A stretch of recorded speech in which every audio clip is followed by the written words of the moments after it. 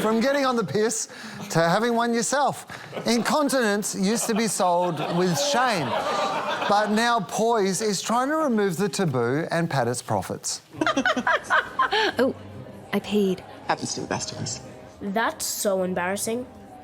You're gonna deny your mother a moment of mirth just because she got the giggle dribble? After kids, the pelvic floor can weaken, and then perimenopause reduces estrogen. Here, have a Poise. Perfect for my leaking bladder.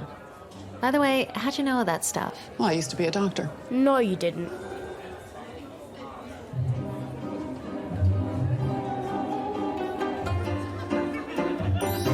I have the giggle dribble right now.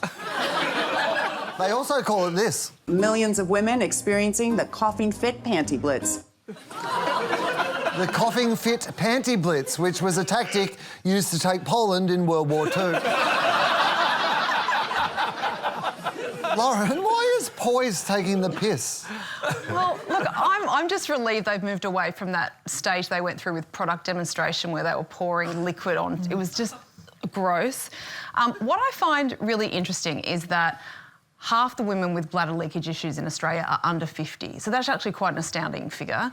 I had this awful flashback, and I apologise in advance. I was at the baggage carousel after I had my first child, and I sneezed and, filled my shoes up with wee.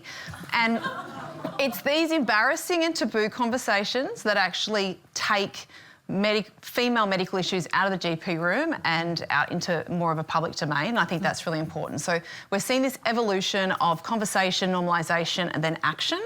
And, you know, if we look at perimenopause, maybe 4 or 5 years ago, no one had heard about it.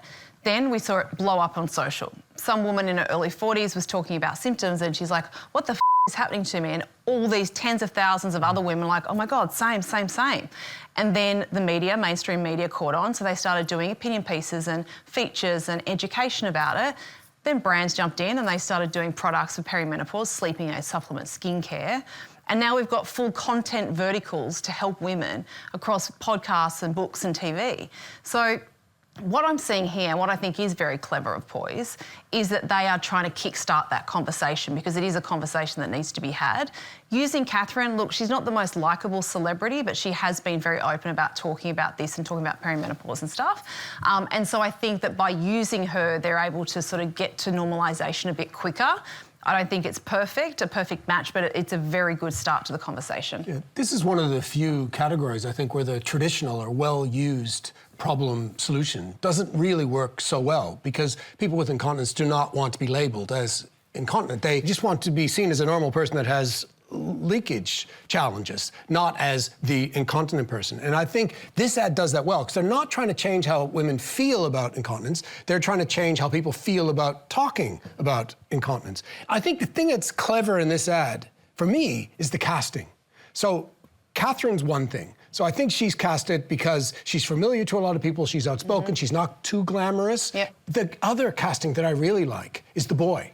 So the precocious boy allows them to bring a male voice into the room without you wanting to smash the TV.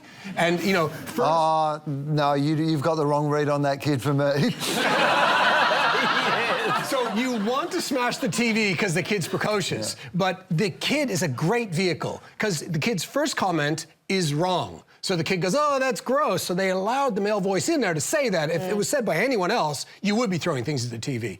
But then, as it goes on, they allow the kid an out. They allow the world to be righted. So the kid then says, no, you're not a doctor. And suddenly the kid is right again. And the ad sort of ties itself up beautifully. And for me, I thought the casting was clever. I don't mind her, but I think the kid really delivered for them. Yeah, and I think Katherine Heigl was in Grey's Anatomy, and the audience this is talking to had Grey's Anatomy at its peak. Like, it was a very long-running show, but they're probably very familiar with her character. So I think that using her lets them talk to efficacy without making it about efficacy, like the old blue liquid on the pad type thing. So they can talk to it while actually still feeling really human and addressing the stigma rather than the actual product. While we all had a giggle dribble at the Poise ad, it didn't feel fair that everyone else had their voice dubbed into an Australian accent, and Katherine Heigl missed out. So, Oh, great. so we made Kazza a bit more rocker. Oh, I peed. No wuckers, mate. That's so embarrassing. Shut it, you little Your mum just got the cough squirts. Once you have kids, your mutt gets looser than Carl on Logie's night. So strap this on your clacker and you'll be as dry as a pub with no beard. Perfect for my leaking bladder.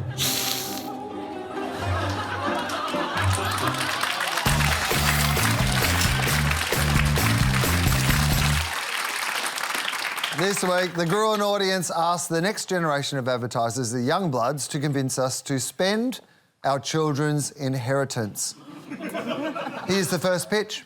Australia is about to experience the largest intergenerational wealth transfer in history, which is set to create an estimated 400,000 new millionaires by 2028. Jackpot! 62.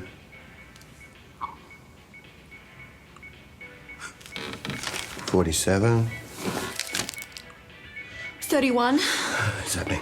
22. It's actually happening. 11. Come on, 5. come on. And 0. Rich! We're gonna be rich!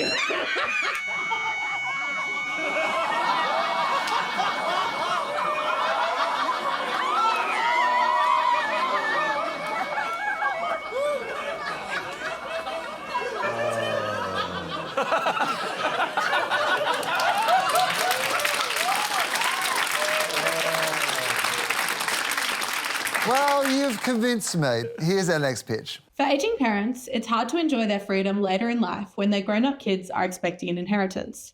So we wanted to create a memorable metaphor to convince parents that their children are literally holding them back from enjoying their hard-earned cash. Not so fast, Mother.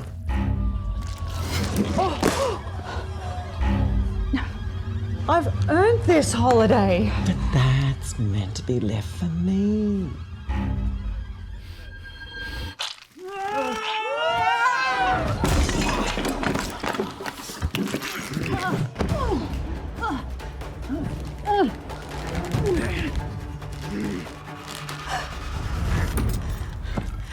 I gave you life. Now I'm taking mine back. Oh, no!